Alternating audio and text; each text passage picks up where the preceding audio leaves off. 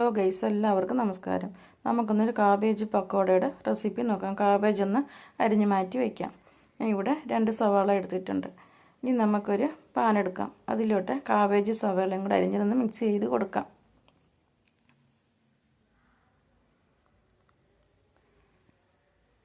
ഇനി നമുക്ക് കുറച്ച് മല്ലിയിലയും കറിവേപ്പിലയും കൂടെ അരിഞ്ഞിട്ട് കൊടുക്കാം. 2 പച്ചമുളകും കൂടെ അരിഞ്ഞിട്ട് കൊടുക്കണം. ഇനി അടുത്തതായിട്ട് നമുക്ക് ഇഞ്ചി വെളുത്തുള്ളി പേസ്റ്റ് ഇട്ട് കൊടുക്കാം. ഇനി നമുക്ക് പൊടികൾ ചേർത്ത് കൊടുക്കാം. 1 ടീസ്പൂൺ മുളക് പൊടി, 1/4 ടീസ്പൂൺ കായപ്പൊടി, 1/4 ടീസ്പൂൺ ജീരകം, 1/4 ടീസ്പൂൺ മഞ്ഞൾപ്പൊടി, ആവശ്യത്തിന് ഉപ്പ്. നന്നായി ഒന്ന് ഇളക്കി കൊടുക്കാം. ഇനി നമുക്ക് മാവ് ചേർത്ത് കൊടുക്കാം.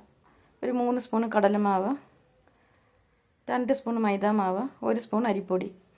ഇത്രയും കൂടെ ഇട്ട് കൊടുത്ത് നന്നായി ഒന്ന് മിക്സ് ചെയ്തെടുക്കാം. ഒരു 2 സ്പൂൺ വെള്ളം കൂടി ഒഴിച്ച് നന്നായി ഒന്ന് ഇളക്കിയെടുക്കാം. അപ്പോൾ ഈ പരുവത്തിൽ നമുക്ക് എടുക്കാം. ഇനി നമുക്ക് പാൻ അടുപ്പിൽ വെച്ച് കൊടുക്കാം. എണ്ണ ചൂടായി കഴിയുമ്പോൾ നമുക്ക് കൈ കൊണ്ടോ സ്പൂൺ കൊണ്ടോ കുറച്ച് ഇട്ട് കൊടുക്കാം.